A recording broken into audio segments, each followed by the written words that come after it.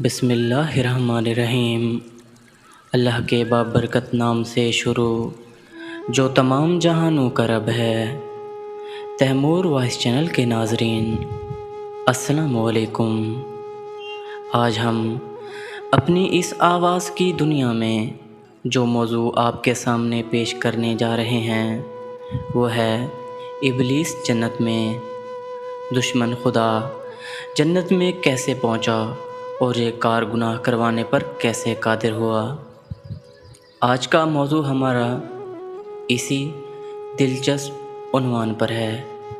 اپنے موضوع کی طرف بڑھنے سے پہلے آپ تمام ویور سے گزارش ہے کہ ہمارے چینل کو سبسکرائب کر لیں تاکہ ہماری ہر آنے والی نئی ویڈیو آپ کو بآسانی مل سکے۔ چلیں بڑھتے ہیں اپنے موضوع کی جانب۔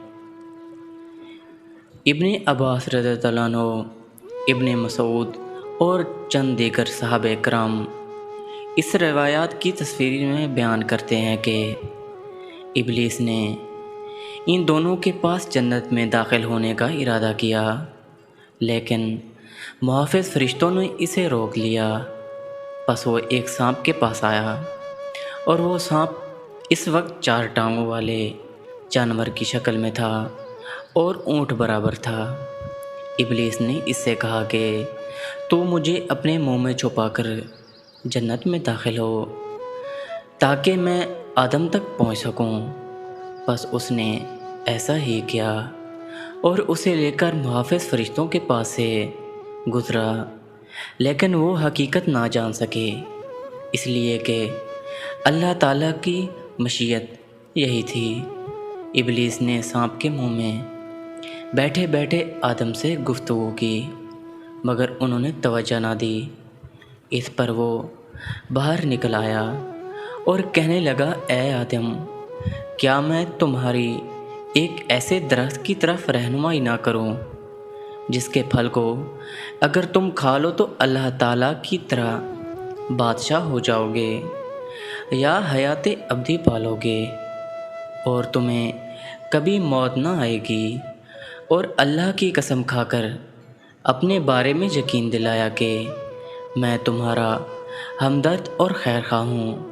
ابلیس نے یہ تمام حرکت صرف اس لیے کی تھی کہ تاکہ اس کے جسموں سے جنت کا لباس اتر جائے اور ان کے پوشیدہ اعضاء ظاہر ہو جائیں۔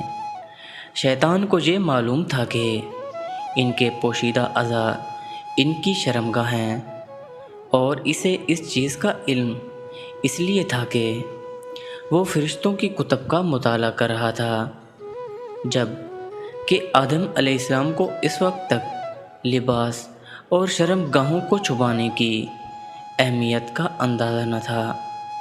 آدم علیہ السلام نے ابلیس کی بات ماننے سے انکار کر دیا، جبکہ حوا آگے بڑھیں اور پھل کھا لیا۔ پھر کہنے لگیں، اے آدم، تم بھی کھا لو، دیکھو میں نے کھایا ہے اور پھر کچھ بھی نقصان نہیں ہوا۔ اس پر آدم نے بھی وہ پھل کھا لیا۔ آدم علیہ السلام کے پھل کھاتے ہی دونوں کے پوشیدہ اعضاء ننگے ہو گئے اور وہ اپنے آپ کو جنت کے پتوں سے ڈھانپنے لگے۔